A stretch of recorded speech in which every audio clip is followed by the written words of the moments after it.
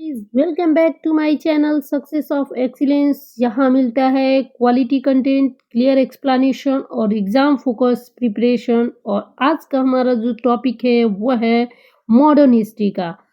तो आज हम पढ़ेंगे भारत के गवर्नर, गवर्नर जनरल और वायसराय के। तो इस मॉडर्न हिस्ट्री के बेहद महत्वपूर्ण टॉपिक भारत के गवर्नर, गवर्नर जनरल और वायसराय। तो इस जहां हम आपकी कॉम्पिटिटिव एग्जाम प्रिपरेशन को बनाते हैं आसान, बेहतर और बिल्कुल एग्जाम ओरिएंटेड। तो यह जो टॉपिक है वो लगभग हर एग्जाम में पूछा जाता है, चाहे वो यूपीएससी हो, बीपीएससी हो, एसएससी हो या एईडीओ एग्जाम या फिर बीपीएससी 4.0 या कोई भी राज्य स्तरीय एग्जाम। तो बिना देरी किए शुरू करते हैं आज का यह top scoring chapter modern history. और इसका जो टॉपिक है वो भारत के गवर्नर, गवर्नर जनरल और वायसराय।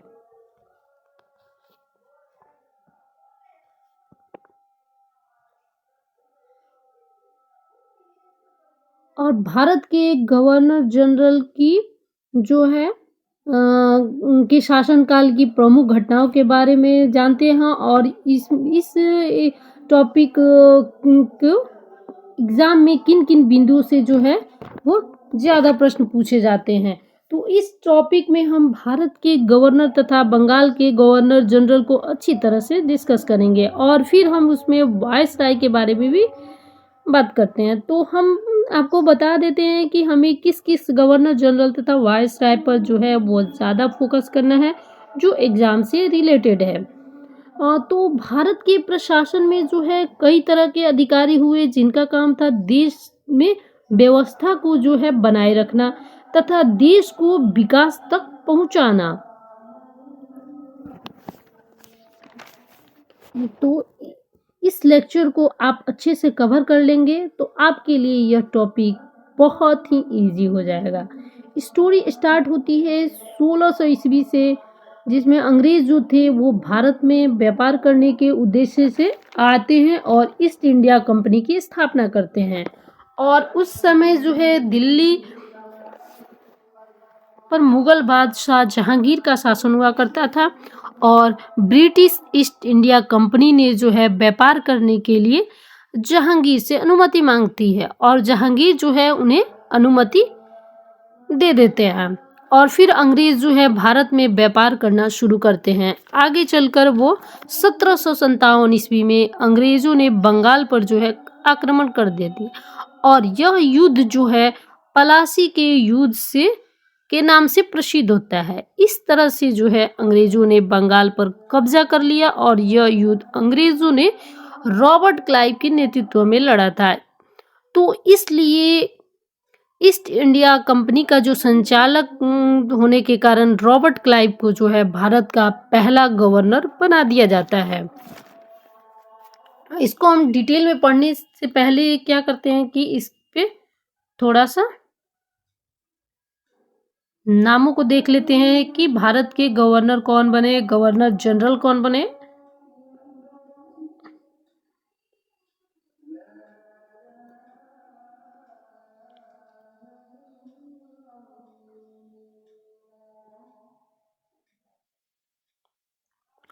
तो गवर्नर, गवर्नर जनरल और वायसराय।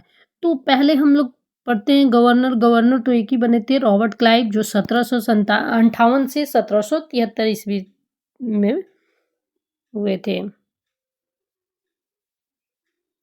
अच्छा, वारेन हेस्टिंग जो थे 1773 से 1785 ईस्वी तक, यह जो थे वो भारत के पहले गवर्नर जनरल हुए करते थे।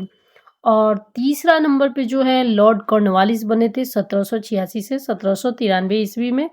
यह तो गवर्नर जनरल बने थे ऑफ इंडिया। और चौथा जो था सर जॉन शोर, वह 1793 से 1798 ईस्वी में बने थे गवर्नर जनरल। और पांचवा पे बने थे वो लॉर्ड वेल्जली, जो 1798 से 1805 ईस्वी में प्रथम गवर्नर जनरल। और फिर छठे नंबर पे लॉर्ड कॉर्नवालिस, जो 1805 में बने थे और उसके बाद उनकी मृत्यु हो गई थी, तो यह भी गवर्नर जनरल बने थे। और सातवां नंबर सर जॉर्ज वार्लो थे वो 1805 से 1807 ईस्वी तक रहे गवर्नर जनरल के पद पर। फिर लॉर्ड मिंटो 8वां नंबर जो है लॉर्ड मिंटो का है, जिनका शासनकाल जो है 1807 से 1813 ईस्वी तक ये गवर्नर जनरल रहे। और 9वां नंबर पे आते हैं लॉर्ड हेस्टिंग, जो 1813 से 1823 ईस्वी तक गवर्नर जनरल रहे। और फिर 10वां नंबर पे आते हैं लॉर्ड विलियम बेंटिक, जो कि 1828 से 1835 ईस्वी तक गवर्नर जनरल रहे। फिर आते हैं 11 नंबर पे सर चार्ल्स मेटकॉफ, जो कि 1835 से 1836 ईस्वी तक गवर्नर जनरल रहे। फिर आते हैं 12 नंबर पर लॉर्ड ऑकलैंड, जो कि 1836 से 1842 ईस्वी तक गवर्नर जनरल रहे।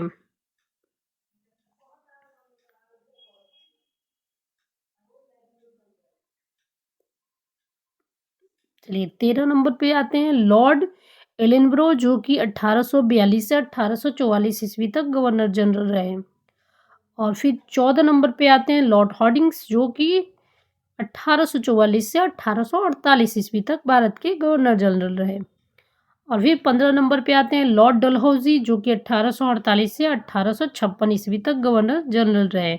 फिर आते हैं चार्ल्स कैनिंग, जो कि 1856 से 1858 ईस्वी तक गवर्नर जनरल रहे।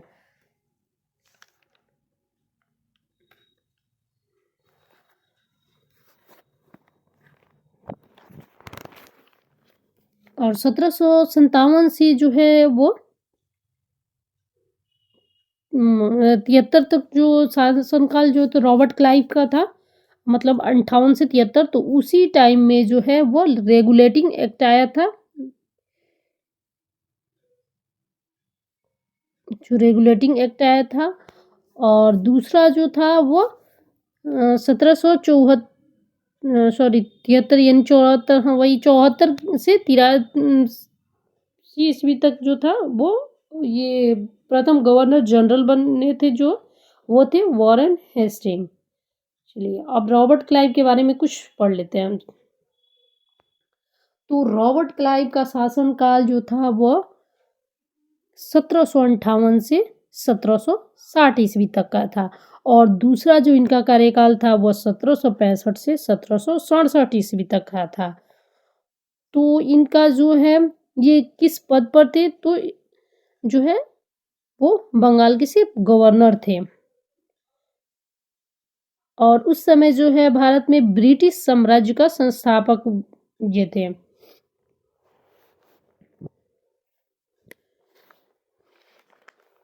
और इन्हीं के जो है शासनकाल में ये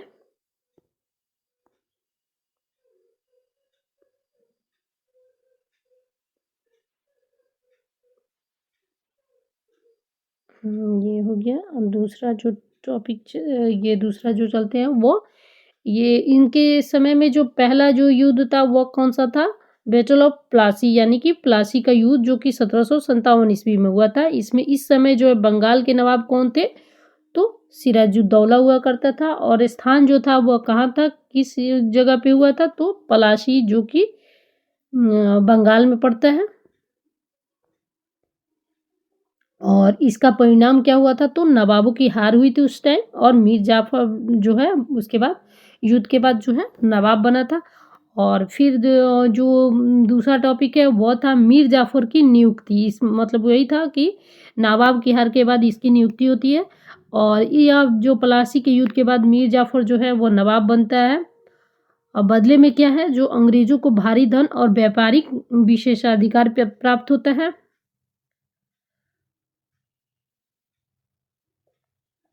और फिर जो है वो तीसरा जो है मीर कासिम का शासन 1760 से 1763, इसमें जो है मीर जाफर जो है अयोग्य सिद्ध हो गया था।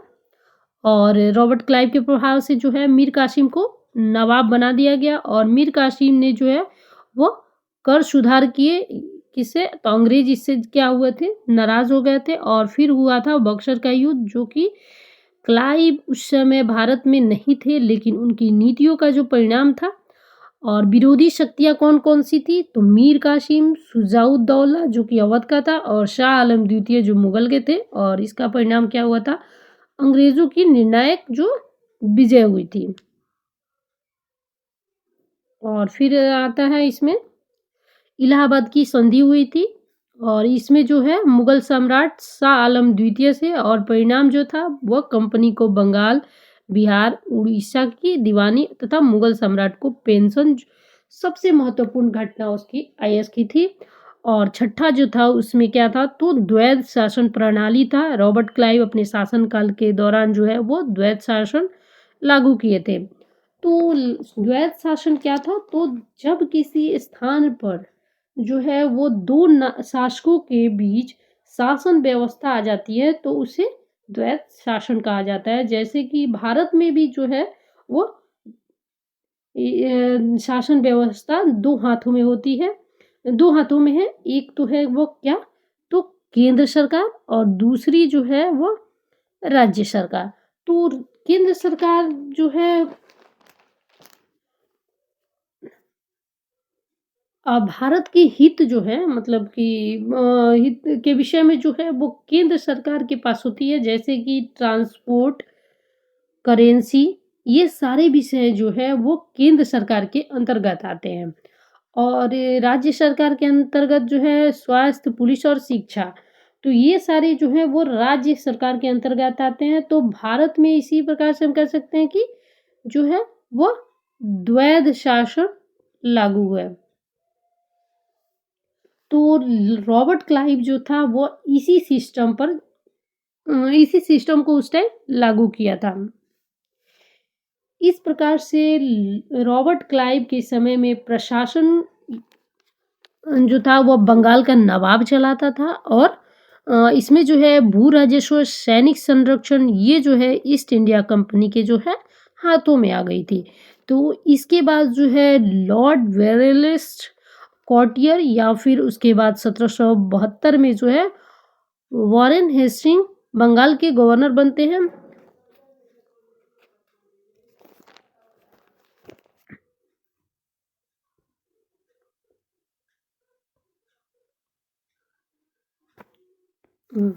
वॉरेन हेस्टिंग का जो कार्यकाल वो 1774 से 1785 ईस्वी तक रहता है। यह भारत के जो है पहले गवर्नर जनरल और आखिरी गवर्नर थे। इनका कार्यकाल जो है वो 1773 से 1785, यही कहा गया वॉरेन हेस्टिंग का भारत का जो है यह पहला गवर्नर जनरल। और इनके समय में जो है ये 1773 में रेगुलेटिंग एक्ट आया और इसी के तहत जो है बंगाल के गवर्नर का नाम बदलकर बंगाल का गवर्नर जनरल रख दिया गया था। यह आधुनिक भारत की जो है नींव रखने वाला पहला गवर्नर जनरल बना। तो याद रखिएगा वॉरेन हेस्टिंग जो है बंगाल का अंतिम गवर्नर और बंगाल का पहला गवर्नर जनरल बना था।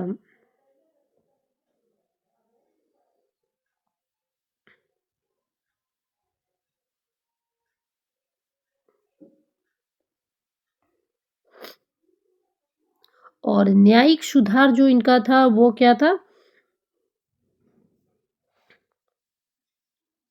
एक मिनट, रेगुलेटिंग एक्ट जो था वो क्या था तो सिंपल में मैं वह आपको बता दूं कि इसका जो मेन उद्देश्य था इंडिया में जो ईस्ट इंडिया कंपनी है जो कार्य कर रही थी उसके कार्यों को जो है नियंत्रित करना और संसदीय प्रणाली को जो है स्थापित करना तथा राजनैतिक कार्यों को मान्यता देना। और यह जो था वो रेगुलेटिंग एक्ट का जो है वो मेन उद्देश्य था।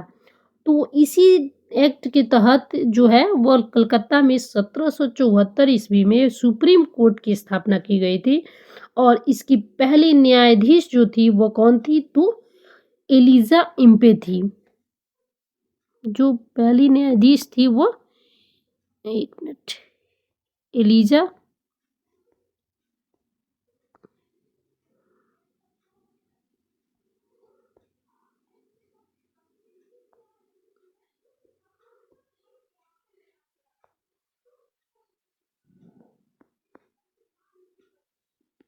एलिजा इम्पे थी। पे थी। इसी के समय सर विलियम जोन्स ने एशियाटिक सोसाइटी ऑफ बंगाल की स्थापना की थी। इसके साथ ही जो है अ, इ इसके साथ ही जो है वो भारत का पहला समाचार पत्र जो था द बंगाल गज़ट का प्रकाशन इसी के काल में हुआ था और इन्हीं वॉरेन हेस्टिंग के शासनकाल में ही जो है वह पिट्स इंडिया एक्ट जो है वह लागू हुआ था 1784 ईस्वी में। तो पिट्स इंडिया एक्ट जो है वह क्या है, तो यह जो है रेगुलेटिंग एक्ट 1773 की कमजोरियों को जो है वह दूर करने के लिए, अंग्रेजों के हितों की रक्षा करने के लिए अंग्रेजी संसद ने इसे पारित किया था।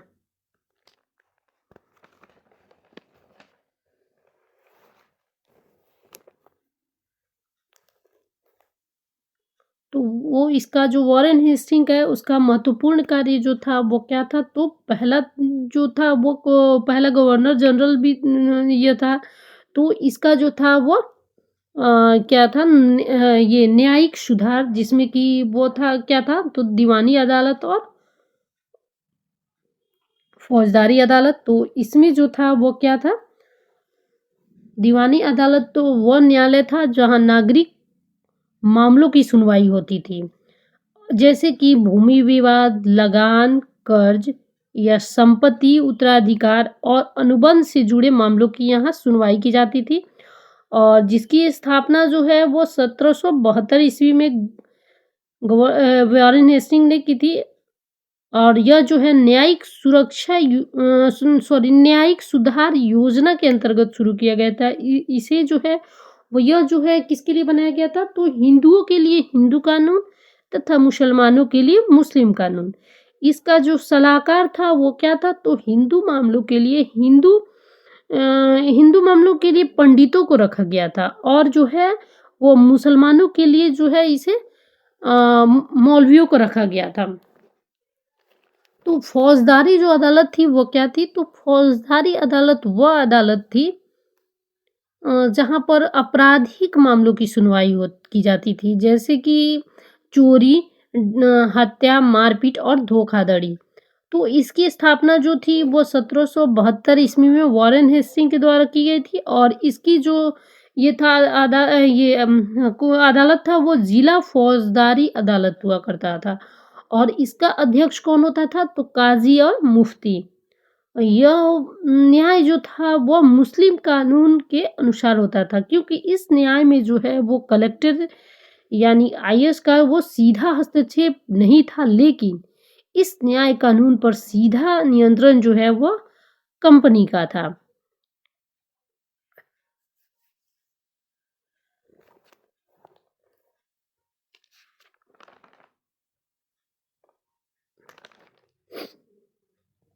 और वारेन इसी का जो है और उसी में जो था वो रेगुलेटिंग एक्ट दूसरा था और तीसरा जो है पिट्स पहला रेगुलेटिंग एक्ट, दूसरा पिट्स इंडिया एक्ट जो 1784 ईस्वी में और रेगुलेटिंग एक्ट जो था 1773 ईस्वी में। और तीसरा जो था चौथा जो था वो एशियाटिक सोसाइटी 1784 की स्थापना। और फिर जो था भारत में आधुनिक प्रशासन की नींव रखनी गई और इसी के टाइम वॉरेन हेस्टिंग के टाइम ही जो ये था पहला आंग्ल मराठा युद्ध हुआ था 1775 से 1782 ईस्वी तक।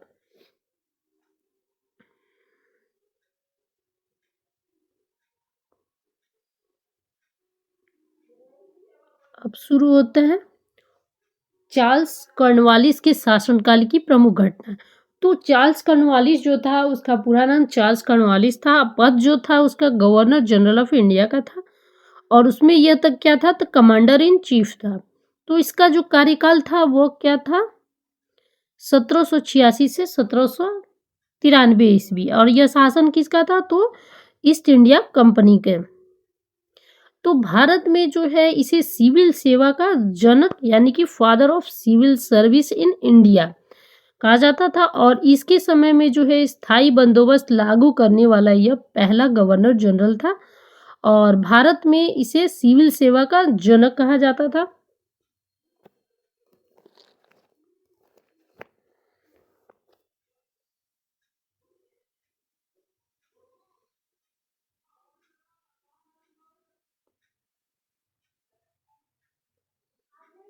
इनका शासनकाल ईस्ट इंडिया कंपनी के अधीन हुआ करता था और इनका जो प्रमुख कार्य था वो क्या था, तो स्थायी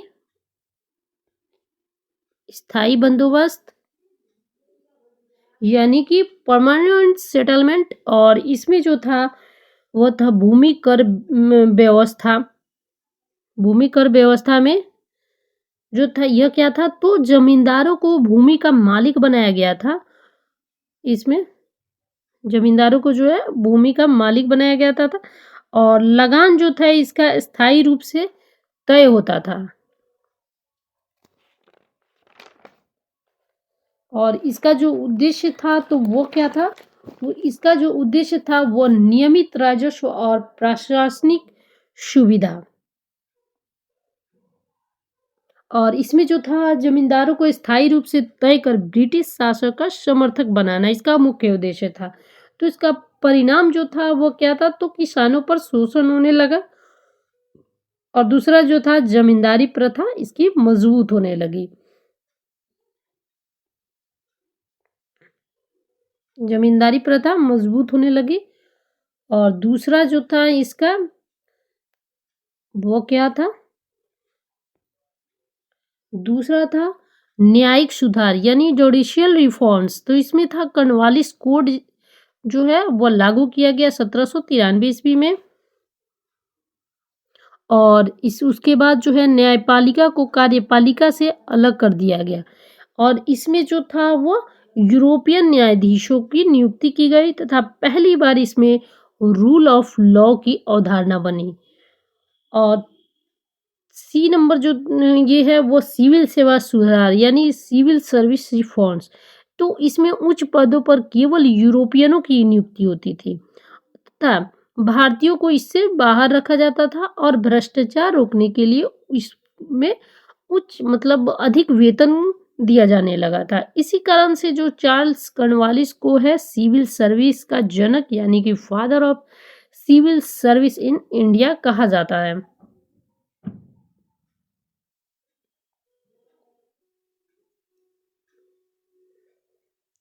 और उसके बाद जो है वो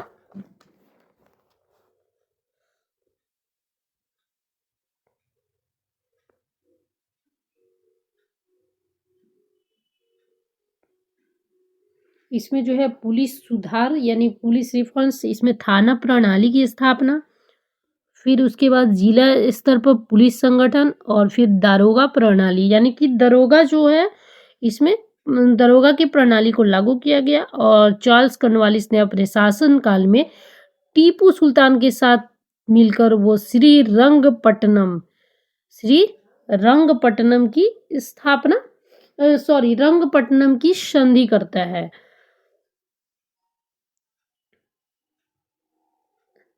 और जो है इसमें जो है वो 3 प्रमुख कार्य करते हैं। कॉर्नवालिस जो थे उसमें भारत में वो 3 कार्य करते हैं। कौन-कौन?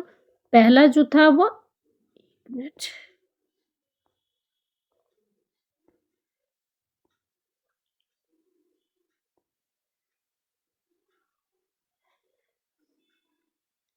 इसमें पहला जो है पहला सिविल सेवा इसका जनक और दूसरा जो है सिविल सेवा के अधीन जो है पदों की नियुक्ति जो है कंपनी के कानून के द्वारा की जाती थी। और इसका मेन जो नोट्स है वो है उच्च पदों की नियुक्ति हेतु इसमें परीक्षा की शुरुआत आगे चलकर लॉर्ड डलहौजी ने की थी। पुलिस जो व्यवस्था थी वो कॉर्नवालिस के प्रत्येक जिले में पुलिस थानों की स्थापना और वह कुछ कर्मचारी की नियुक्ति करता है। और फिर इसमें जो स्थायी बंदोबस्त जो था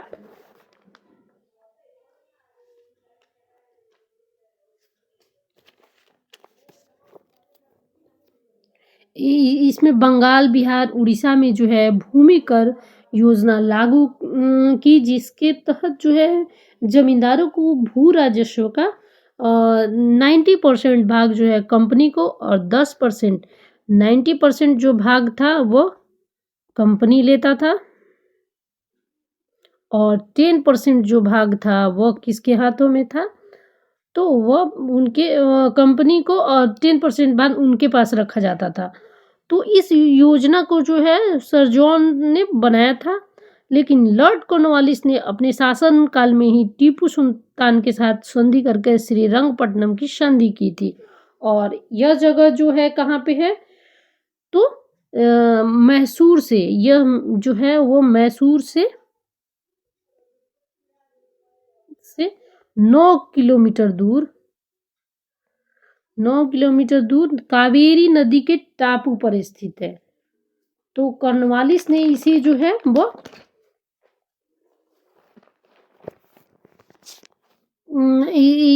कॉर्नवालिस ने जो है इस किले की घेराबंदी करवाई थी और उस समय इस किले पर जो राज करता था वो कौन था? तो हैदर अली था।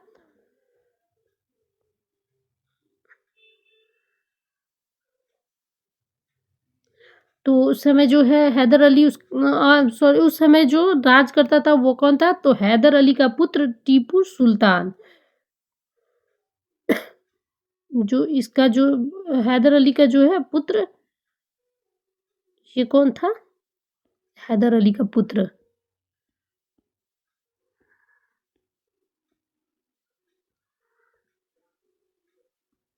ये हैदर अली का जो है पुत्र था टीपू सुल्तान।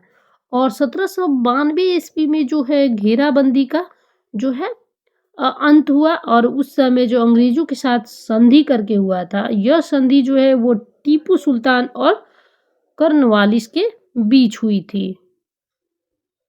बीच जो संधि हुई थी वह, और यही संधि जो कहलाई वह है श्रीरंगपट्टनम की संधि।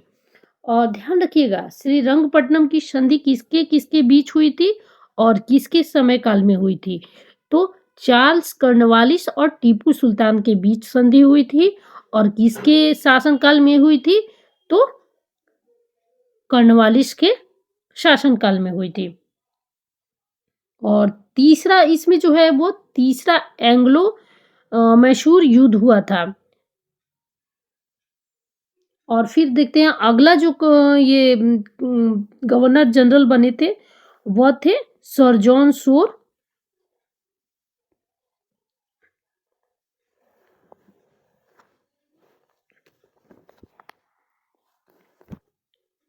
इसमें जो अगला बने थे वो कौन थे? Governor general sir John Shore जो थे वो थे। इनका जो पद था वो गवर्नर जनरल ऑफ इंडिया, यानी कि यह जो थे वो एक शांति प्रिय गवर्नर जनरल थे। और इनका जो कार्यकाल था वो 1793 से 1798 ईस्वी तक का था। और यह जो शासन था वो इसमें वो किसका था? तो ईस्ट इंडिया कंपनी का था। और सर जॉन शोर ने गैर हस्तक्षेप नीति अपनाकर कंपनी को शांति दी, परंतु इससे अंग्रेजों का जो साम्राज्य था वो साम्राज्य विस्तार जो रुक गया था। और इनके शासनकाल के समय जो है वह खारदा का युद्ध हुआ था, जो मराठों और निजाम के जो खारदा का युद्ध, ये याद करिएगा, खारदा का युद्ध है जो मराठों और निजाम के बीच हुआ था।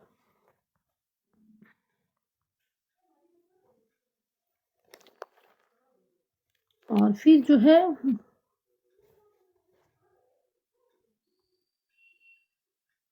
और पांचवा जो युद्ध ये गवर्नर जनरल बने थे वो कौन थे? तो लॉर्ड वेलेस्ली थे, जो कि 1798 से 1805 ईस्वी तक शासन किए। और इनका पूरा नाम जो था रिचर्ड वेलेस्ली था। और ये जो शासन था वो ईस्ट इंडिया कंपनी के हाथों में थी। और इन्हीं के समय जो है सहायक संधि प्रणाली साबित हुई। और पहला सहायक संधि, और दूसरा वशीन की संधि, तीसरा जो था वो चौथा एंग्लो मैसूर युद्ध। और फिर उसके बाद जो था प्रेस पर प्रतिबंध। तो सहायक जो संधि स्वीकार करने वाले जो थे वो कौन कौन से थे? तो हैदराबाद, मैसूर और अवध।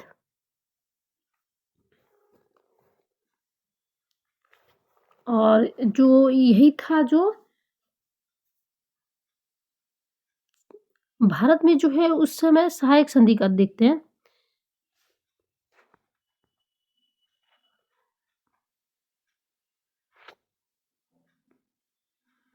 और इस समय भारत में जो है वो फ्रांसीसियों के डर को समाप्त करने के लिए यह सहायक संधि प्रणाली शुरू की गई थी। अगर बात करते हैं कि भारत में सबसे पहले सहायक संधि की शुरुआत किसने की थी, तो फ्रांसीसी गवर्नर डुप्ले ने। फ्रांसीसी गवर्नर डुप्ले ने। इस प्रणाली का जो मुख्य उद्देश्य था वो क्या था, तो ब्रिटिश राज्य का विस्तार करना। उद्देश्य जो था वो क्या था,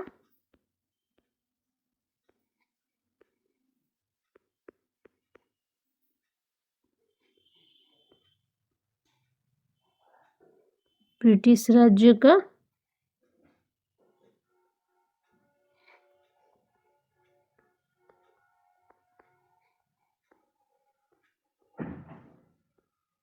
विस्तार करना।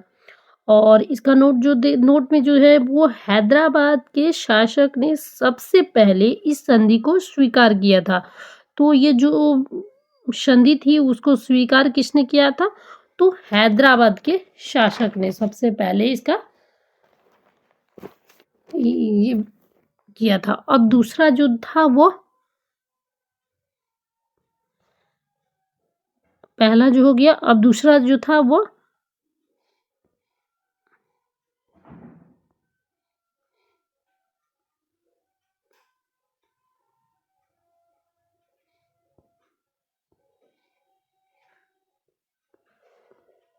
दूसरा जो था वो वशीन की संधि थी।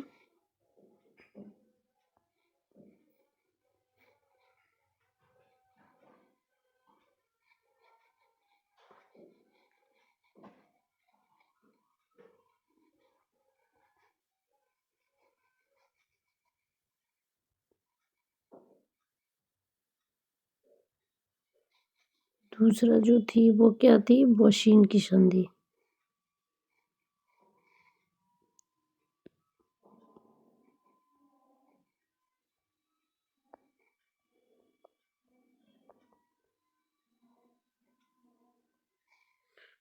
और इसे यह जो था अंग्रेजों और मराठा पेशवा बाजीराव के बीच हुई थी। यह जो थी वो मराठा और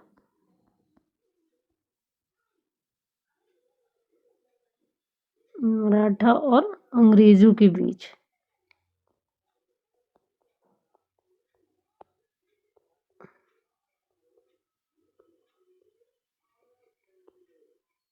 और मराठा और अंग्रेजों के बीच, तो मराठा में जो था वो कौन था, तो पेशवा बाजीराव।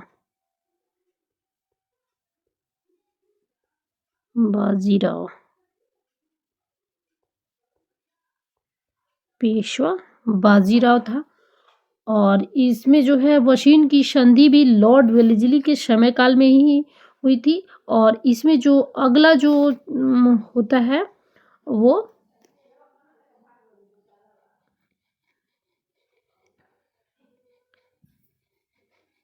और इसमें जो अगला जो युद्ध होता है वो क्या था, चौथा एंग्लो मैसूर युद्ध इसमें था। चौथा एंग्लो मैसूर युद्ध।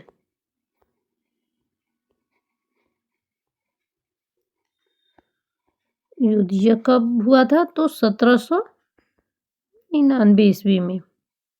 और इसका ये तो इस टाइम जो शासन था वो किसका था, तो लॉर्ड वेलेस्ली का था शासन। और यह जो युद्ध हुआ था वह 32 वर्षों के अंत 32 वर्षों तक यह लड़ा गया था। तो यह कौन था, तो पहला जो मैसूर युद्ध था वह किसके किसके बीच हुआ था। और यह जो चौथा एंग्लो मैसूर युद्ध था 1767 से 1799 ईस्वी तक चला था।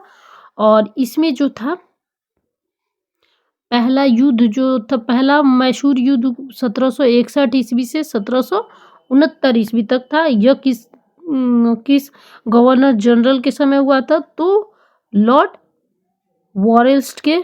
और दूसरा जो युद्ध हुआ था वो कौन था? दूसरा मैसूर युद्ध, यह 1780 से 1784 ईस्वी तक का था। और इसके समय गवर्नर जनरल कौन थे? तो वॉरेन हेस्टिंग। और तीसरा जो ये युद्ध हुआ था मैसूर युद्ध, ये गलती से लिखा गया है इसको, तीसरा मैसूर युद्ध जो 1790 से 1792 ईस्वी तक, इसके गवर्नर जनरल कौन था? तो लॉर्ड कॉर्नवालिस। और फिर चौथा जो मैसूर युद्ध हुआ था तो वो 1799 ईस्वी में हुआ था लॉर्ड वेलेस्ली के समय। और यह युद्ध जो है 32 वर्षों के बीच हुआ था।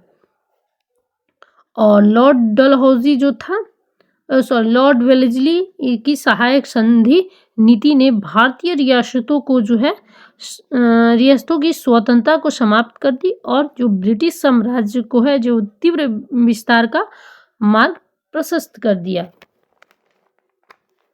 और इसी समय जो है प्रेस पर भी प्रतिबंध लगा दिया गया।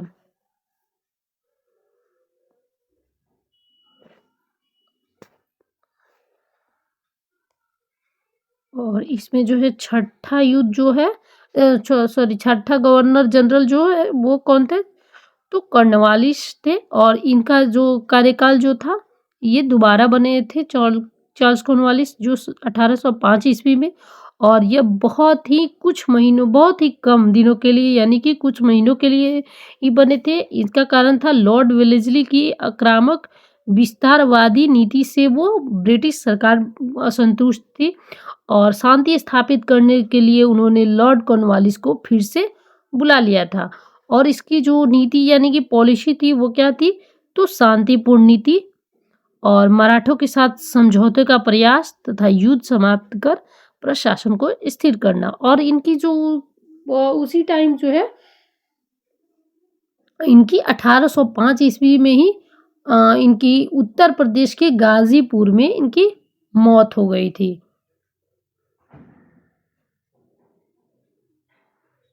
और यह मौत जो हुई थी वो 5 अक्टूबर 1805 ईस्वी को उत्तर प्रदेश के गाजीपुर में। और इनका कार्यकाल पूरा होने से पहले ही इनकी मौत हो गई थी।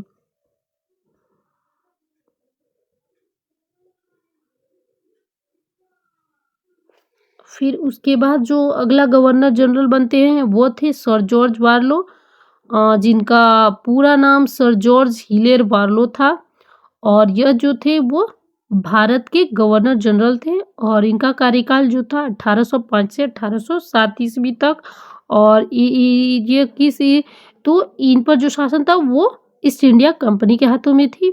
और यह जो मतलब ये किए तो उसका जो है वो इनका जो था शांतिपूर्ण नीति पॉलिसी थी जो कि लॉर्ड वेलेस्ली की आक्रामक नीति को त्यागना और दूसरा जो था वो भारतीय रियासतों के मामलों में हस्तक्षेप से बचाव करना। फिर वे लॉर्ड कॉर्नवालिस की शांति नीति के भी समर्थक थे।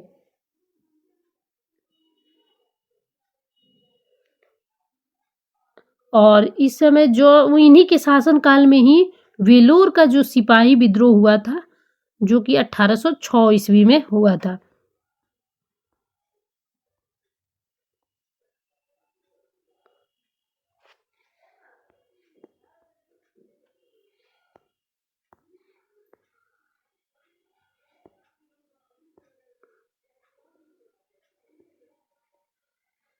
और सातवां जो था वही था सर जॉर्ज वार्लो। और इसमें जो था दूसरा मराठा नीति, यह मराठों के साथ जो है युद्ध से बचाव के लिए। और दूसरा जो था वह शांति बनाए रखने का प्रयास तथा ब्रिटिश विस्तार अस्थायी रूप से था।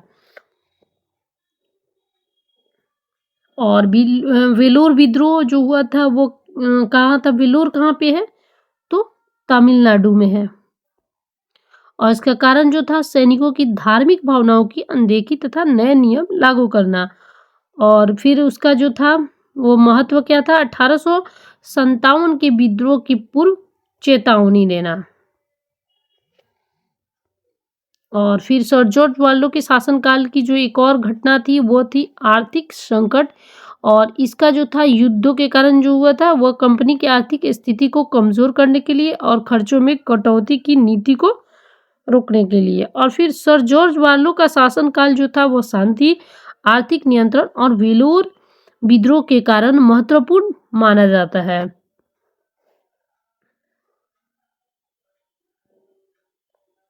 और फिर जो है अगला जो गवर्नर जनरल बने वो कौन थे, तो लॉर्ड मिंटो बने थे, जिनका शासनकाल 1807 से 1813 ईस्वी तक था। इनका पूरा नाम जो है गिलबर्ट एलियट था और इनका उपनाम जो था लॉर्ड मिंटो फर्स्ट प्रथम था। और ये भी भारत के गवर्नर जनरल थे और इनका जो शासन था वो ईस्ट इंडिया कंपनी के हाथों में थी। और इसमें जो था वो इनके शासनकाल के समय जो संधि हुई थी वो अमृतसर की संधि थी। और इस इनकी जो ये प्रमुख घटनाएं इनके शासनकाल की थी वो कौन थी, तो पहला जो था गैर हस्तक्षेप की नीति, इसमें जो था वो सर जॉर्ज वालो की नीति को आगे बढ़ाना।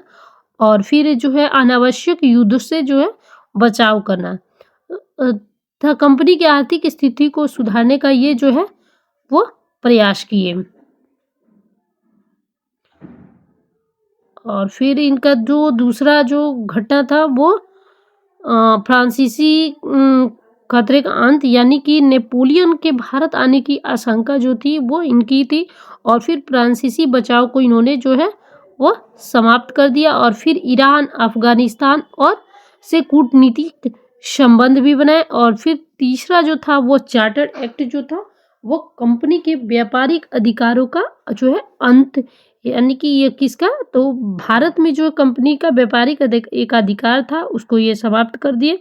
और फिर इन्होंने मिशनरियों को भारत में कार्य करने की अनुमति दे दी। और शिक्षा के लिए इन्होंने जो है धन देना शुरू कर दिए, यानी कि धन आवंटन करना शुरू कर दिया। फिर आता है इन्होंने जो प्रेस पर जो नियंत्रण लगा था वो उसकी स्वतंत्रता पर वो रोक लगा दिए। और कड़े सेंसर नियम, ये जो है कड़े नियम लगाना शुरू कर दिए। फिर जो है प्रशासनिक स्थिरता, इसमें कोई बड़ा युद्ध नहीं था, यह ब्रिटिश शासन को संगठित करना ही था। और फिर अगला जो गवर्नर जनरल बनते हैं वो थे लॉर्ड हेस्टिंग। और इनका जो है कार्यकाल जो है 1813 से 1823 ईस्वी तक का है। और इनका भी शासन जो है ईस्ट इंडिया कंपनी के हाथों में थी। और इनका जो पद था भारत का गवर्नर जनरल के रूप में था। इनका पूरा नाम फ्रांसिस लॉर्ड हेस्टिंग था। इनका जो है उपनाम जो है लॉर्ड हेस्टिंग था। और इसका जो प्रथम जो प्रमुख घटना थी वो पिंडारियों का दमन करना था।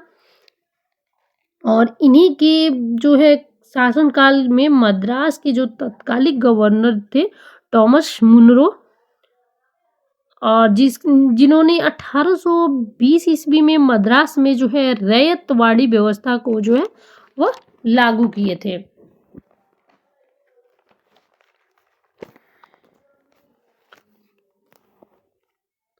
और रैयतवाड़ी व्यवस्था क्या होती है, तो यह सबसे पहले मद्रास के 12 महल से शुरू हुई थी। रैयतवाड़ी व्यवस्था जो है कहाँ से शुरू हुई थी, तो यह सबसे पहले मद्रास के 12 महल से शुरू हुई थी। और इसमें जो था ये इसका पहला जो प्रमुख घटना पिंडारियों का दमन जो था, इसमें पिंडारी किसको कहा जाता है, तो लुटेरे दल या मध्य भारत के लोग होते हैं जो कि लुटेरे दल होते हैं। और मराठों का अप्रत्यक्ष सहायता भी होता है। फिर इसमें जो है व्यापक सैन्य अभियान चलाया गया। और दूसरा जो टॉपिक था वो था तीसरा आंग्ल मराठा युद्ध, जो कि 1857 से 1817 से 1818 ईस्वी तक का था। और इसमें जो था वो पेशवा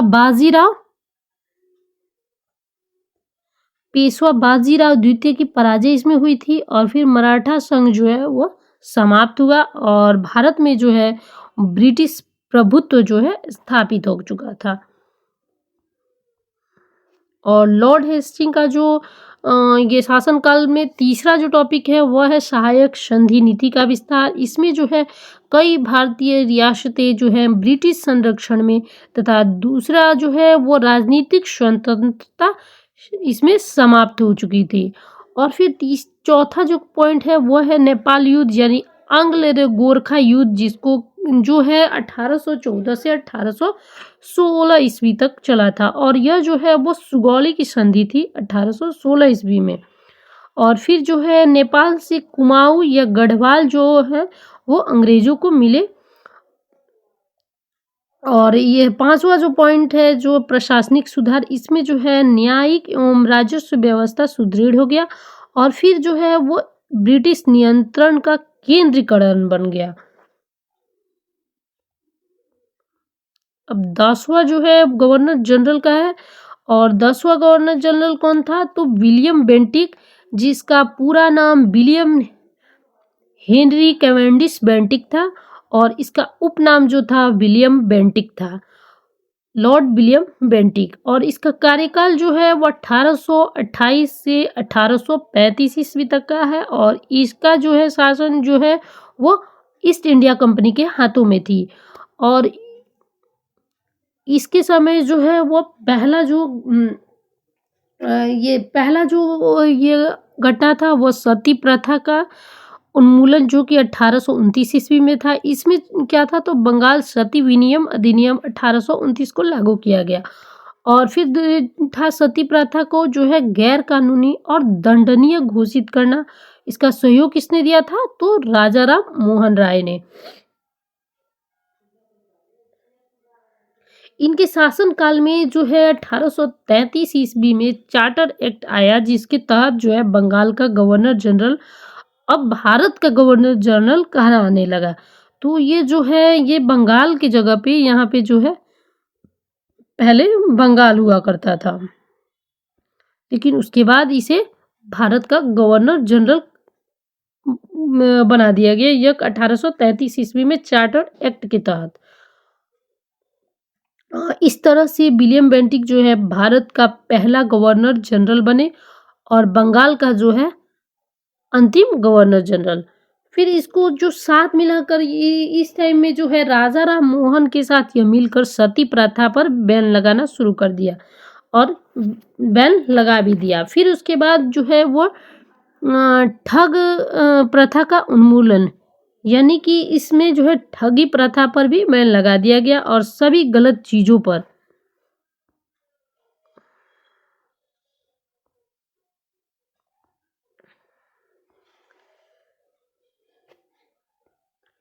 और फिर सभी चीजों पर जो है इस पे धीरे धीरे बैन लगा दिया गया, सभी गलत चीजों पर। और इनका समय काल जो है वो शांति का समय काल रहा। फिर 1835 ईस्वी में अंग्रेजी शिक्षा नीति के तहत इन्होंने 1835 ईस्वी में मैकाले का मिनट ये 1835 ईस्वी में अंग्रेजी भाषा को जो है उच्च शिक्षा का माध्यम बनाया। और फिर इसमें आता है चौथा पॉइंट न्यायिक सुधार का। इसमें सिविल और क्रिमिनल प्रशासन में सुधार किया गया तथा भारतीयों की सीमित भागीदारी की गई। जैसे कि उसमें जो है वो पांचवा पॉइंट प्रशासनिक और वित्तीय सुधार। इसमें जो है खर्चों में कटौती की गई और तथा कंपनी की आर्थिक स्थिति को सुधारी गई। इसके बाद जो है वो यहाँ जो है अंग्रेजी शिक्षा, ये अंग्रेजी शिक्षा को भारत में जो है उस शिक्षा का माध्यम दिया जाने लगा। और फिर इसमें नहरें, सड़कें जैसी कई सार्वजनिक सुधार भी किए गए।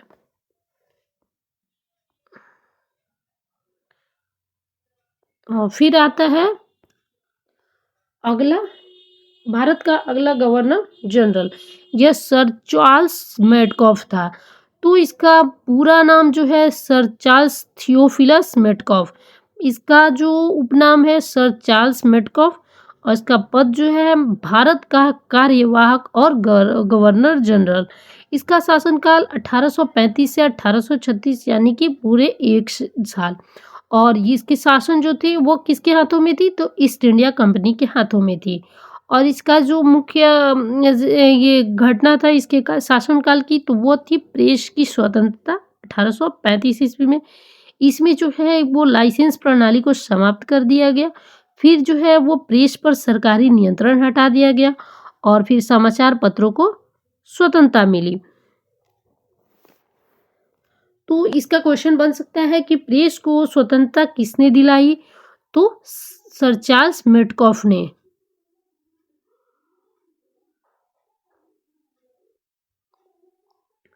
और फिर उसके बाद जो है शिक्षा नीति का क्रियान्वयन किया गया। इसमें मैकाले के मिनट यानी कि 1835 को लागू किया गया और इसमें अंग्रेजी शिक्षा को जो है वो बढ़ावा दिया गया और सीमित कार्यकाल जो है इनका पूरे 1 वर्ष का शासन था। इसमें कोई बड़ा युद्ध या विस्तार नहीं हुआ था।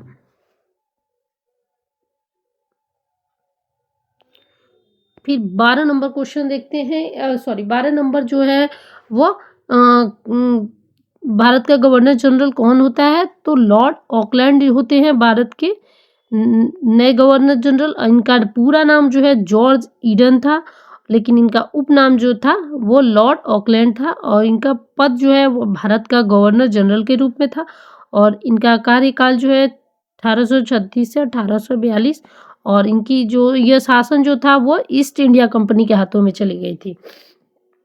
और इनका प्रथम मतलब पहला जो घटना था वो क्या था?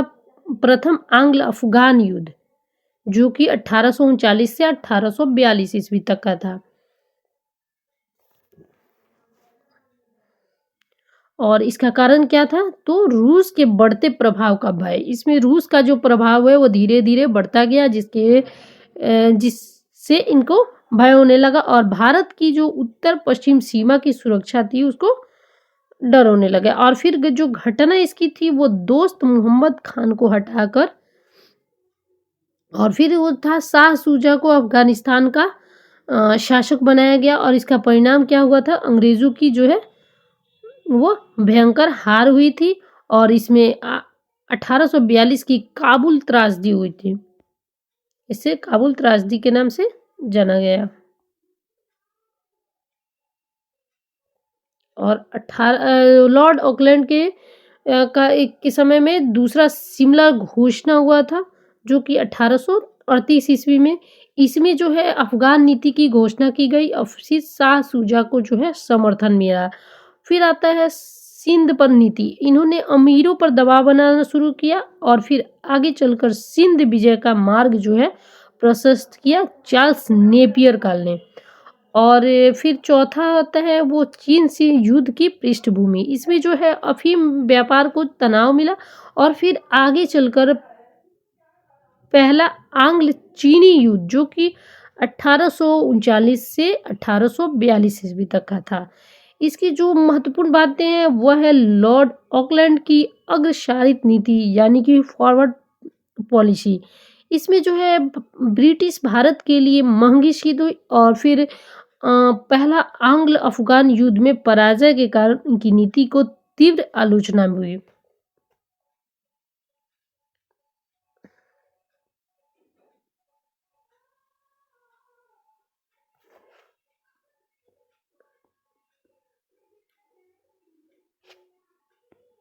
और फिर 13 नंबर जो है वो किसका था? भारत के गवर्नर जनरल लॉर्ड एलेनबरो। इनका पूरा नाम जो है एडवर्ड लॉ के नाम से है और इनका उपनाम जो है लॉर्ड एलेनबरो के है और इनका कार्यकाल जो है 1842 से 1844 ईस्वी तक का है और इसका शासन जो था ईस्ट इंडिया कंपनी के हाथों में थी। और इसमें जो है लॉर्ड एलेनबरो ने अफगान संकट समाप्त किया और सिंध का विलय किया, किंतु उनकी आक्रामक नीति और राजनीतिक दम के कारण उसे पद से हटा दिया गया और इनके शासन काल में ही दास प्रथा का जो है अंत हो गया।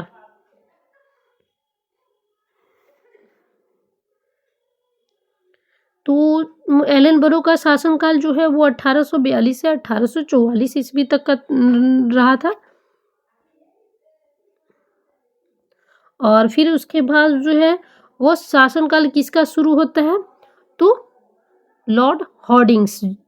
तो लॉर्ड हॉर्डिंग्स का जो शासनकाल क्या 1844 से 1848 ईस्वी तक का, और इनका पूरा नाम जो है हेनरी हॉर्डिंग्स था, लेकिन इनका उपनाम लॉर्ड हॉर्डिंग्स था। तो ये पद जो था वो किसका था, तो भारत का गवर्नर जनरल के रूप में था। और इसकी शासन व्यवस्था किसके हाथों में थी, तो ईस्ट इंडिया कंपनी के हाथों में थी। और लॉर्ड हॉर्डिंग्स के समय जो है वो 3 युद्ध हुए थे, 3 संधि हुई थी। पहला आंग्ल सिख युद्ध की संधि, और दूसरा जो था वो लाहौर की संधि हुई, फिर तीसरा अमृतसर की संधि हुई। तो पहला जो प्रथम आंग्ल सिख युद्ध था वो 1845 से 1846 ईस्वी तक चला था। और फिर जो है लाहौर की संधि हुई थी वो 1846 ईस्वी में, और अमृतसर की संधि भी 1846 ईस्वी में ही हुई थी।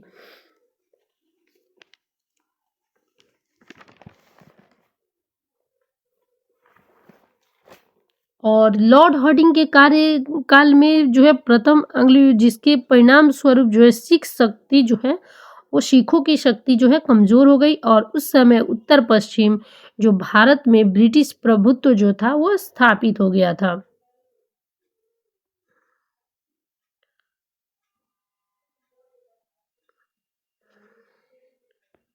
और फिर जो है शासन आता है, शासनकाल जो है उस टाइम लॉर्ड डलहौजी का शासनकाल आता है, और ये 15 नंबर के भारत का गवर्नर जनरल के रूप में पद स्थापित करते हैं। और इनका जो नाम होता है, पूरा नाम जेम्स एंड्रयू ब्राउन रामसे है, लेकिन इनका उपनाम जो है लॉर्ड डलहौजी है। और इनका कार्यकाल 1848 से 1856 ईस्वी तक का रहता है। और इसकी शासन व्यवस्था जो है ईस्ट इंडिया कंपनी के हाथों में थी, और यह जो थे आधुनिक भारत के निर्माता के रूप में थे। और इनके शासनकाल की जो प्रमुख घटनाएं थी वो क्या थी, तो रेलवे का विकास। और इन्हीं के समय जो है पहली रेल जो है 1853 ईस्वी में ही मुंबई से जो है वो ठाणे के बीच चली थी। और इस समय जो संचार प्रणाली का विकास जो है वो आगरा से कलकत्ता के बीच हुई थी। और फिर 1854 में डाकघर अधिनियम तथा डाक टिकट का प्रचलन शुरू हुआ था। और इस टॉपिक से है जो ज़्यादा क्वेश्चन पूछे जाते हैं। और इसमें जो घटनाएं हुई थी तो इसमें जो है वो रेलवे का विकास, और फिर होता है वो पहली रेल इन्हीं के शासनकाल में जो 1853 से मुंबई से ठाणे के बीच चली थी। और इन्हीं के समय जो है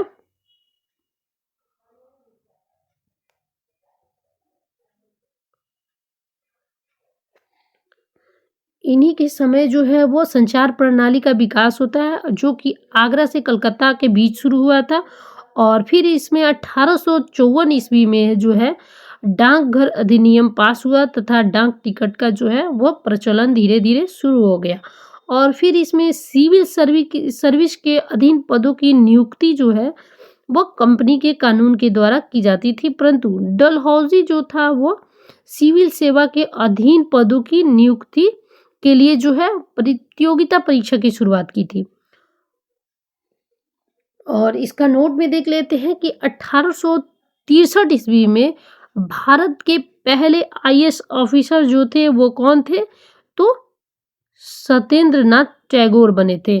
कौन बने थे, तो सत्येंद्रनाथ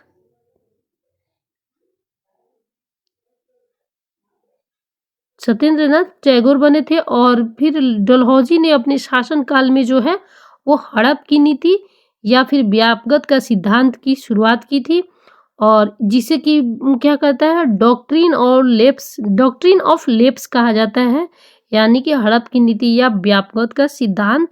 और फिर डलहौजी ने इस नीति को जो है ब्रिटिश साम्राज्य का विस्तार करने के उद्देश्य से जो है वो लागू करते हैं। डलहौजी ने इसे अपने डलहौजी ने अपने शासनकाल में इसे हड़प की नीति या व्यापगत का सिद्धांत की शुरुआत की थी। और डलहौजी ने इस नीति को जो है ब्रिटिश साम्राज्य का विस्तार करने के उद्देश्य से लागू किया था। अब इसमें देखिए कि ये क्या होता था कि इस नीति के अनुसार वैसा राज्य जिनका कोई उत्तराधिकार न था, उससे शासन करने का अधिकार छीन कर उसे यानी कि राज्य को जो है ब्रिटिश राज्य में मिला लिया जाता था। तो हड़प नीति के तहत जो है ब्रिटिश राज्यों में विलय होने वाला यह पहला राज्य जो कि सतारा यानी कि महाराष्ट्र था। आगे चलकर यह जयपुर, संबलपुर, उदयपुर, झांसी जैसे राज्यों को जो है इस नीति के तहत ब्रिटिश राज्यों में मिला लिया गया। फिर उसके बाद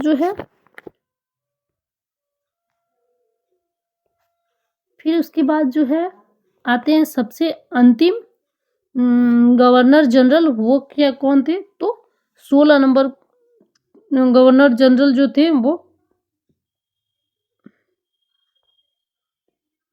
चार्ल्स कैनिंग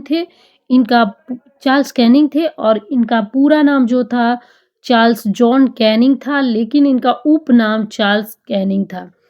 और फिर इनका जो पद जो है अंतिम गवर्नर जनरल के रूप में हुआ और इनका कार्यकाल जो है 1856 से 1858 ईस्वी तक का था। और फिर उसके बाद ये 1858 से 1862 में भी इनका कार्यकाल रहा, लेकिन इनका जो कार्यकाल 1858 से 62 तक का था वह वायसराय के रूप में था और 1856 से 58 के बीच जो है ये गवर्नर जनरल के रूप में रहे थे और 58 से 62 इनका वायसराय के रूप में भी ये हुए थे।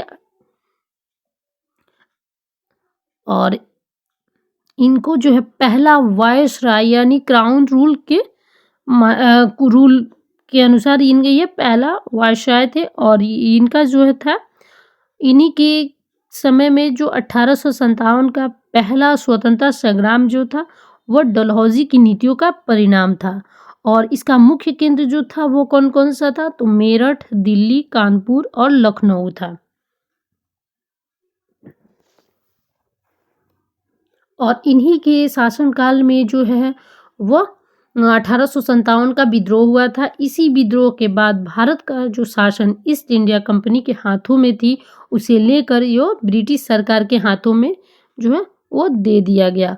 और दूसरा जो था वह भारत शासन अधिनियम 1858, इसमें था भारत शासन अधिनियम 1857 और फिर था कंपनी शासन समाप्त और तीसरा जो था भारत सीधे ब्रिटिश क्राउन के अधीन हो गया और इसमें जो था वायसराय की पद की स्थापना की गई।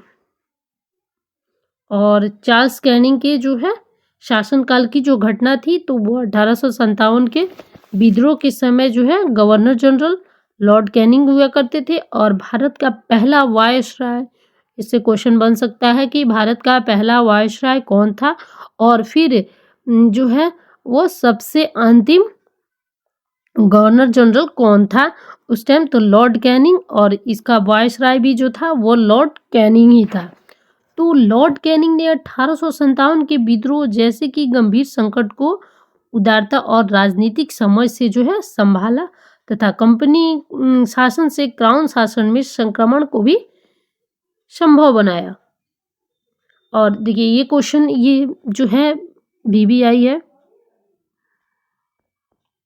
चार्ल्स कैनिंग को ही भारत का पहला वायसराय बनाया और फिर चार्ल्स कैनिंग जो है ईस्ट इंडिया कंपनी के द्वारा नियुक्त ये भारत के आखिरी गवर्नर जनरल तथा पहले वायसराय थे।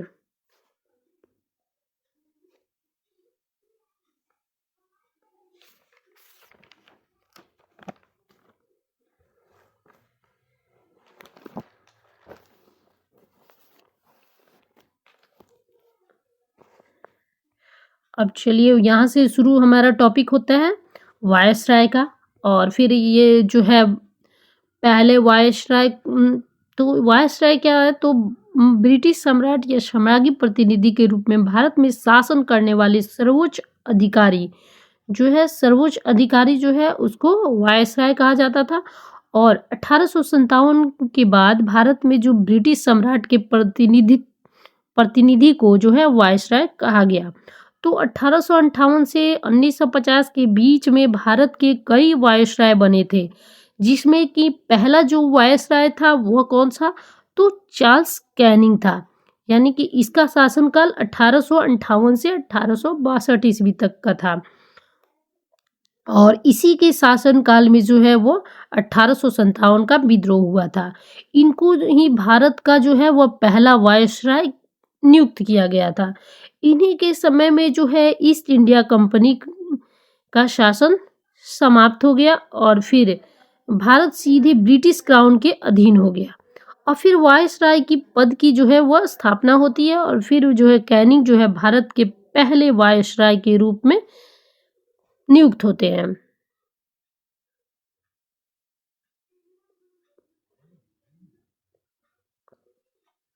और फिर है चार्ल्स कैनिंग के शासनकाल की जो प्रमुख घटना है वो क्या है?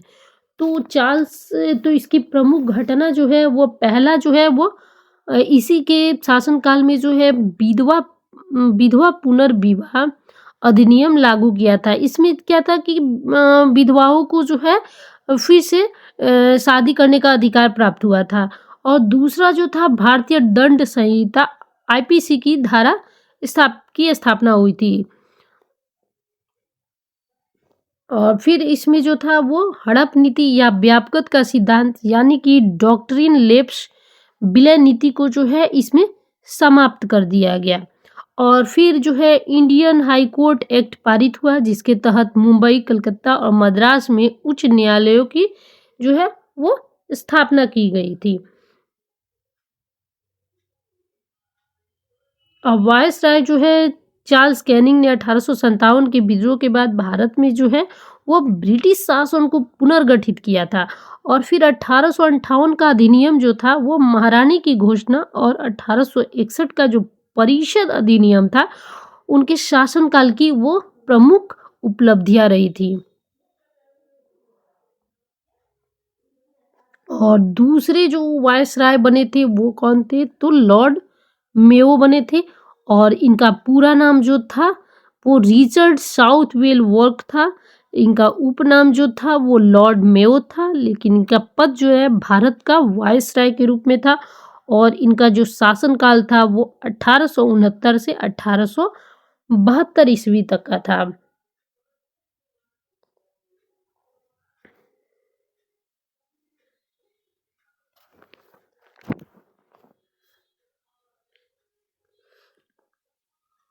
और लॉर्ड मेयो ने ही जो है इसी के शासनकाल इन्होंने अपने शासनकाल में ही अजमेर में जो है मेयो कॉलेज की स्थापना की थी।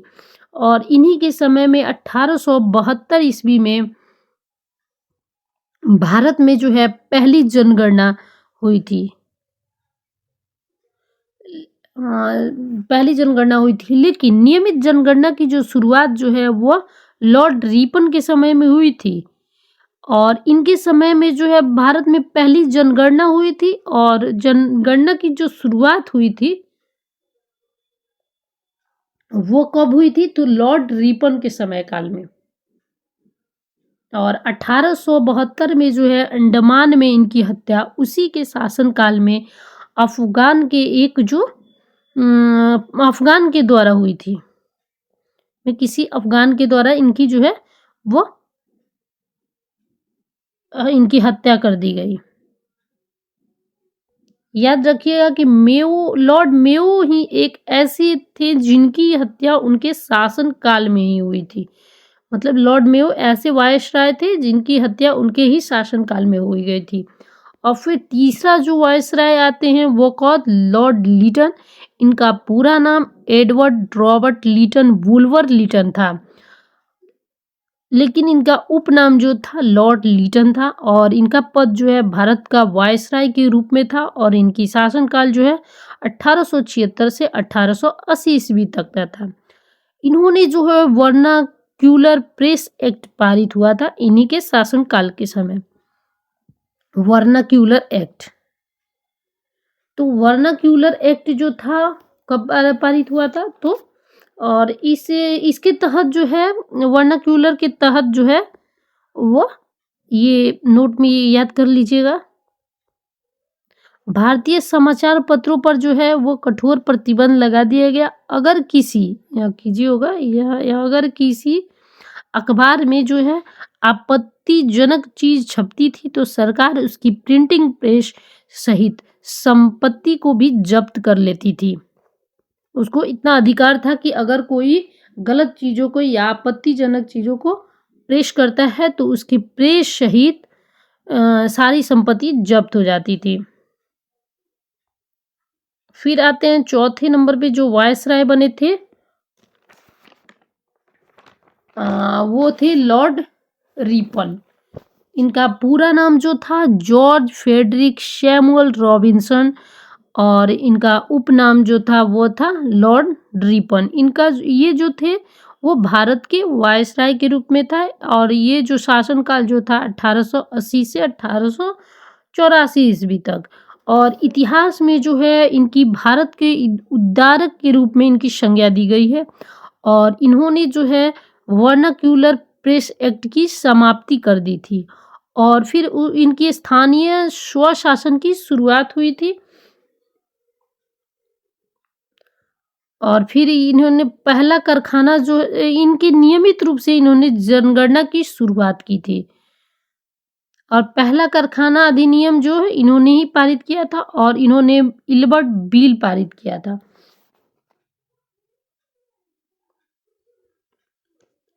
और इनको जो है वो लॉर्ड रिपन को ही स्थानीय स्वशासन का जनक भी कहा जाता है।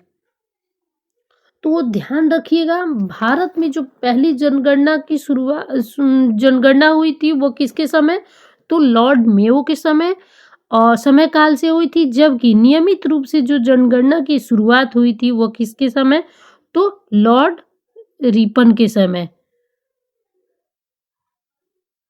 नियमित रूप से जो जनगणना थी वो किसके समय से हुई थी, तो लॉर्ड रिपन के समय से हुई थी। लेकिन जनगणना जो हुई थी वह पहली जनगणना वो लॉर्ड मेयो के समय, लेकिन पहली जनगणना की शुरुआत जो हुई थी नियमित रूप से वो किसके, तो लॉर्ड रिपन के समय काल से।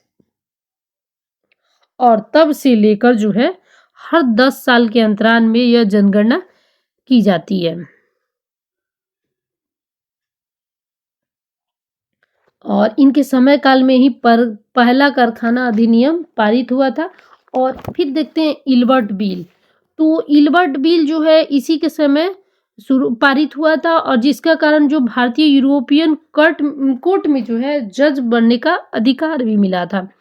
तो यह जो है इल्बर्ट बिल किसके समय पारित हुआ और इल्बर्ट बिल जो है वो क्या था, तो इसका सही में अर्थ जो था वो था यूरोपियन कोर्ट में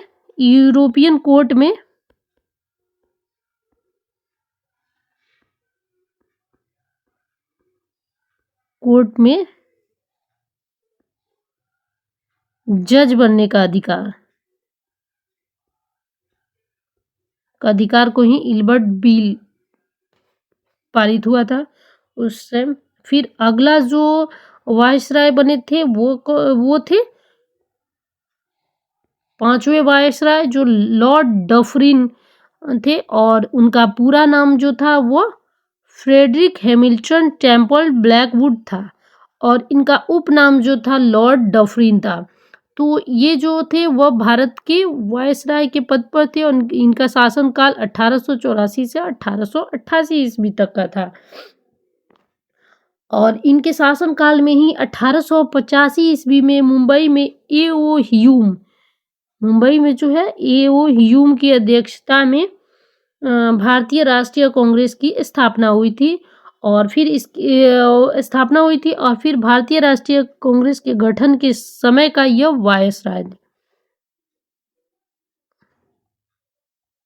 फिर 6ठा नंबर के वायसराय जो थे वो कौन थे, तो इनका लॉर्ड कर्जन, इनका पूरा नाम जॉर्ज नाथनियल कर्जन था और यह जो है भारत के वायसराय के रूप में थे और ये जो थे इनका उपनाम लॉर्ड कर्जन था। इनका समय काल यानी कि शासनकाल जो था 1899 से 1905 ईस्वी तक का था। इनके शासनकाल के समय में ही बंगाल का विभाजन हुआ था।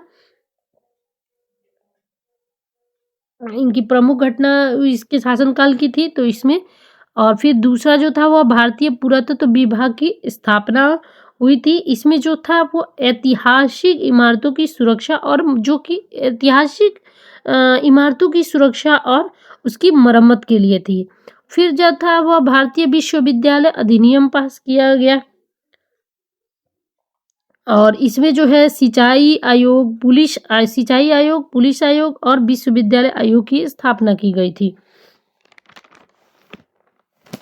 और फिर जो है अगला जो वायसराय बने 7वें नंबर पे वो थे लॉर्ड हॉर्डिंग्स और इनका पूरा नाम जो था चार्ल्स हॉर्डिंग था और इनका पद जो था भारत के वायसराय के रूप में था और इनका शासनकाल 1910 से 1916 ईस्वी तक का था। यही वो वायसराय थे और ये इनका जो है वो इनके समय काल में ही बंगाल का विभाजन था उसको जो है रद्द कर दिया इन्होंने। इनके समय काल में ही बंगाल के विभाजन को रद्द कर दिया गया और फिर जो है भारत की राजधानी कलकत्ता से हटाकर दिल्ली कर दी गई। इन्होंने दिल्ली कर दी थी इन्हीं के शासनकाल में। फिर इन्हीं के समय जो है प्रथम विश्व युद्ध की शुरुआत हुई थी जो कि 1914 में हुआ था जो। और फिर जो है बंगाल विभाजन समाप्त करने वाला जो यह वायसराय था वो कौन था? लॉर्ड हॉर्डिंग्स द्वितीय था और राजधानी जो थी वो कलकत्ता से दिल्ली कर दी गई। वो कब? तो 1911 ईस्वी में हॉर्डिंग काल में। इनके काल को हॉर्डिंग्स काल कहा जाता है। और फिर 8वें नंबर पे जो वायसराय हुए उनका नाम था फ्रेडरिक जॉन नेपियर थेसिगर इनका पूरा नाम था और इनका जो उपनाम था लॉर्ड चेम्सफोर्ड और इनका पद जो था भारत के वायसराय के रूप में और इनका जो शासनकाल था वह 1916 से 1921 ईस्वी तक का। इन्हीं के शासनकाल में जालियांवाला बाग हत्याकांड जो था वह हुआ था 1919 ईस्वी में।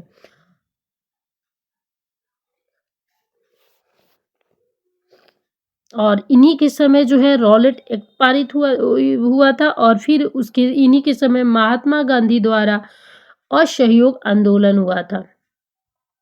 और जेम्स फोर्ड के काल में सुधार दमन साथ साथ चले लेकिन मॉन्टेग्यू जेम्स फोर्ड सुधारों ने सीमित स्वशासन दिया जबकि रॉलेट एक्ट और जालियांवाला बाग हत्याकांड जो था जनता का विश्वास तोड़ दिया।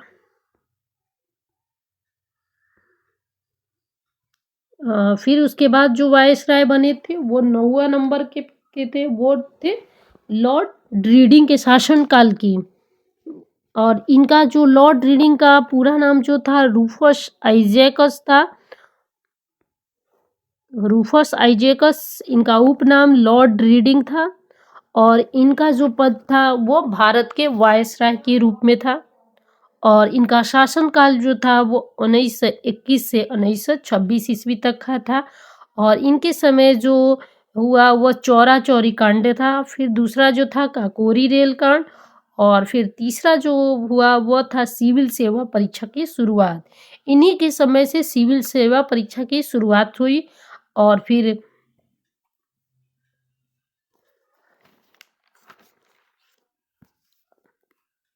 लॉर्ड रीडिंग का शासनकाल में असहयोग आंदोलन के बाद जो है वो राजनीतिक संक्रमण का समय जिसमें संवैधानिक नीति और जन आंदोलन के बीच संतुलन बनाने का प्रयास हुआ। और फिर जो 10वें नंबर पे वायसराय बने वो कौन थे? तो लॉर्ड इरविन थे। इनका पूरा नाम जो लॉर्ड इरविन थे और इनका पूरा नाम जो था वो एडवर्ड फ्रेडरिक लिंडले वुड था और इनका उपनाम जो था लॉर्ड इरविन ये इसी नाम से फेमस हुए और फिर इनका पद जो है वो भारत के वायसराय के रूप में हुए और इनका शासनकाल 1926 से 1931 ईस्वी तक का काल कहा जाता है। और इन्होंने अपने शासनकाल में जो है साइमन कमीशन का भारत में आगमन होता है और इसी के शासनकाल के समय जो है गोलमेज सम्मेलन होता है जो कि संविधान निर्माण हेतु पहला सम्मेलन था और फिर इन्हीं के शासनकाल में सविनय अवज्ञा आंदोलन होता है, जो कि महात्मा गांधी के द्वारा होता है, जो कि इसके द्वारा महात्मा गांधी के द्वारा। और लॉर्ड इरविन, ये तो याद करने वाली बातें हैं जो कि एग्जाम में आए जाएंगी। तो इरविन के शासनकाल में सविनय अवज्ञा आंदोलन, दांडी मार्च और इरविन गांधी समझौते ने भारतीय स्वतंत्रता आंदोलन के निर्णायक दिशा दी। फिर जो अगले वायसराय के रूप में पद लिए वो थे लॉर्ड विलिंगडन। इनका पूरा नाम जो था फ्रीमैन थॉमस था, इनका उपनाम जो था वो लॉर्ड विलिंगडन था और यह भारत के वायसराय के रूप में पद स्थापित किया और इनका जो शासनकाल था 1931 से 1934 ईस्वी तक का। और इन्होंने जो है वो भारत सरकार अधिनियम 1935 को पारित किया था और फिर इन्हें जो है केंद्र में जो है द्वैत शासन व्यवस्था लाई। और फिर इनकी जो है इस अधिनियम के अंतर्गत जो है जो भारत सरकार का अधिनियम 1935 था, इसमें जो है कुल 321 धाराएं एवं 10 सूचियां थी। इसके तहत जो है केंद्र में द्वैत शासन की व्यवस्था जो की गई थी, इसमें जो है वर्मा यानी कि वर्तमान नाम उसका जो है म्यांमार को भारत से जो है अलग कर दिया गया और इसी अधिनियम के तहत एक संघीय न्यायालय की स्थापना,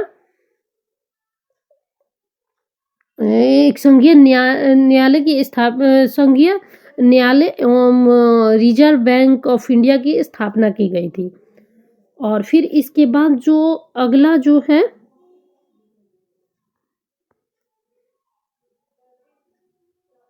अगले वायसराय यानी कि 12 नंबर पे जो वायसराय बने वो थे लॉर्ड लिथगो और इनका पूरा नाम जो था वो विक्टर अलेक्जेंडर जॉन हुप था और इनका उपनाम लॉर्ड लिथगो था और इनका जो पद जो है भारत के वायसराय के रूप में था और इनका जो है शासनकाल 1936 से 1943 ईस्वी तक का है। और इन्हीं के शासनकाल की जो प्रमुख घटना है उसमें से एक है जो भारत छोड़ो आंदोलन और फिर उसका दूसरा जो है वो क्रिप्स मिशन और तीसरा जो है वो पहली बार आम चुनाव और फिर जो है द्वितीय विश्व युद्ध का आरंभ।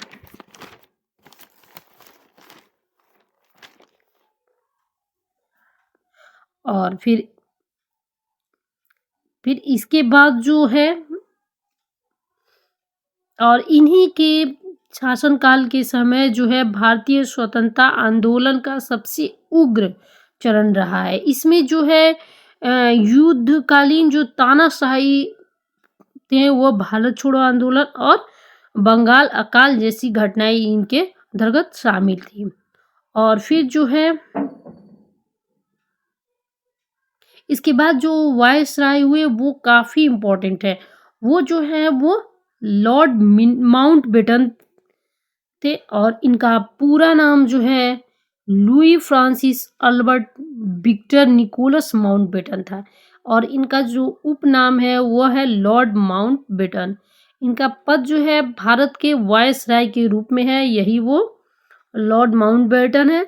और इनका जो शासनकाल है 1947 से 1948 के बीच की और इनकी जो घटनाएं हैं वो उनमें से जो प्रमुख घटना हुई इनके शासनकाल के समय, तो यह सबसे इम्पोर्टेंट और महत्वपूर्ण है कि इन्हीं के शासनकाल के समय में ही जो है वो भारत को जो है वो आज़ादी मिली थी। भारत देश जो है वो आज़ाद हुआ था और वायसराय के पद की समाप्ति और पुनः गवर्नर जनरल पद की जो नींव थी वो इन्हीं के समय रखी गई थी और आज़ादी के बाद पहला गवर्नर जनरल यही बने थे।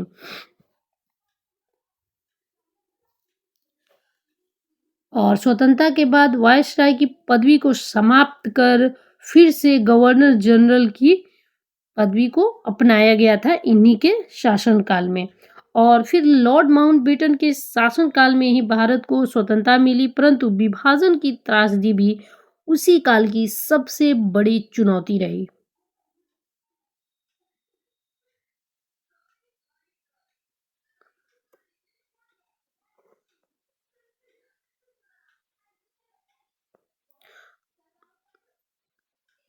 और फिर उसके बाद जो 1948 में जो ये वायसराय बने, वो सबसे महत्वपूर्ण और भारत के पहला भारतीय जो है, वो पहला भारतीय और आखिरी गवर्नर जनरल हुए।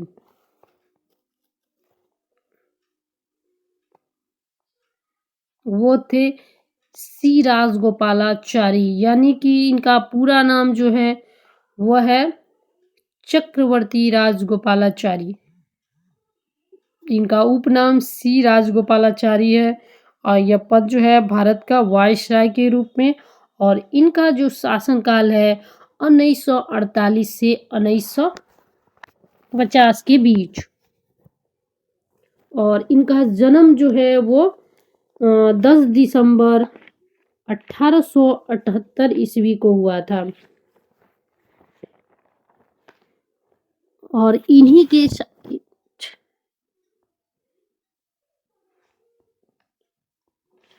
के शासनकाल के समय जो है वह संविधान लागू होने की तैयारी हुई, और फिर जो है ब्रिटिश राज से इन्हें पूर्ण विदाई मिल गई। और अंतिम गवर्नर जनरल सी राजगोपालाचारी, यानी कि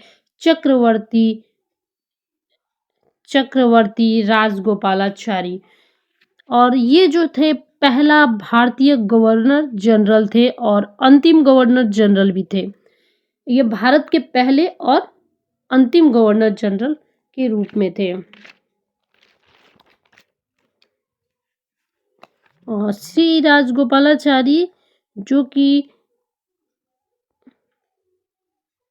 श्री राजगोपालाचारी ने स्वतंत्र भारत के संक्रमण काल में गवर्नर जनरल के रूप में प्रशासनिक निरंतरता और संवैधानिक स्थिरता प्रदान की।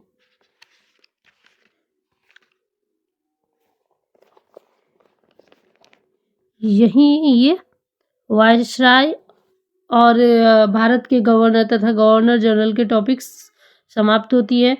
तो उम्मीद है आपको हमारा यह वीडियो या टॉपिक अच्छा लगा हो या समझ में आया हो। अगर वीडियो पसंद आया हो या कुछ नया सीखने को मिला हो तो प्लीज़ लाइक शेयर ज़रूर करें, और अपनी तैयारी को और बेहतर बनाने के लिए सक्सेस ऑफ एक्सीलेंस को सब्सक्राइब करें, ताकि मॉडर्न हिस्ट्री, ज्योग्राफी या फिर और कॉम्पिटिटिव एग्ज़ाम को बेहतर बनाने के लिए आप वीडियो चाहते हो तो प्लीज़ हमें कमेंट में ज़रूर बताएं। और हमारा यह